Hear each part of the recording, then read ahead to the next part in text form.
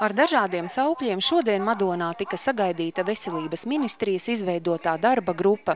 Lai arī ierēdņu vizītes mērķis bija iepazīties ar Madonas slimnīcas darbību, viņiem nācās uzklausīt arī iedzīvotāju viedokli. Vairāk nekā 500 cilvēku bija pulcējušies pie Madonas slimnīcas, lai piketā paustu savu atbalstu slimnīcas pastāvēšanai. Tik vērienīgu piketu, kāds tas bija šodien, madonieši neatceras piedzīvojuši. Dažādās ministrijās pieņemtie lēmumi par Madonas slimnīcas turpmāko likteni madoniešus tur neziņā jau vairāk nekā pusotru gadu, un iedzīvotāji vairs netic ierēdņu solījumiem. Kad pacietības mērs ir pilns, madonieši izmantoja izdevību un nepastarpināti pauda savu nostāju Rīgas ierēdņiem. Madonas slimnīcai būt!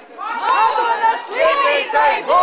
Veselības ministrijas izveidoto darba grupu vada valsts sekretāra vietnieks Juris Bundulis. Viņam tika iesniegti gan savāktie teju 16 000 parakstu, gan iedzīvotāju iesniegumi slimnīcas atbalstam, kā arī tieši no viņa tika gaidītas konkrētas atbildes. Tādi kritēriji, kādi ir izstrādāti šīm lūk slimnīcām, ne jau tikai Madonas slimnīcai, bet pārējām, ja, visām, nu, teiksim, tas pašas tās 400 dzemdības.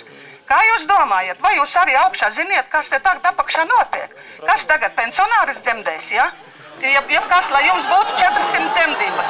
Vai jūs domājat, visi jaunie ir aizbraukuši uz ārzemēm? Iedzīvotāji izteica vilšanos arī par veselības ministra neierašanos, lai uzklausītu vairāk nekā 5000 cilvēku. Lai rastu nepieciešamo finansējumu, piketa dalībnieki ierēdņiem ieteica pārskatīt ministriju iekšējās rezerves, nevis lauku ļaudīm atņemt vienīgo veselības aprūpes iestādi novadā. Lūdzu, tur pameklējiet savas iekšējās rezerves, un tā nebūs jāiztiek slimnīcas, un nebūs cilvēki jāniecina.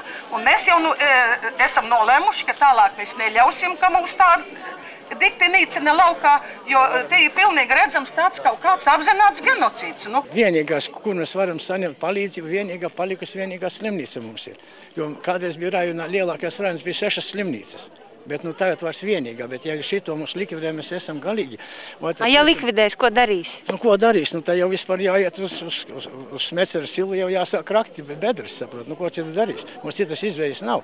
Ja tie vecie cilvēki, kas vispār viņš šeit vairs nevar, bet ja viņam vispār jābrauc 100 kilometri, tas nav iespējams. Nav iespējams. Mēs gaidām no šīs darba grupas un arī no citām darba grupām, kas ir izveidotas pie Veselības ministrijas, skaidru vīziju par nākotnes darbību attiecībā uz visu medicīnas aprūpi, gan uz primāro, gan arī uz slimnīcu sadaļu.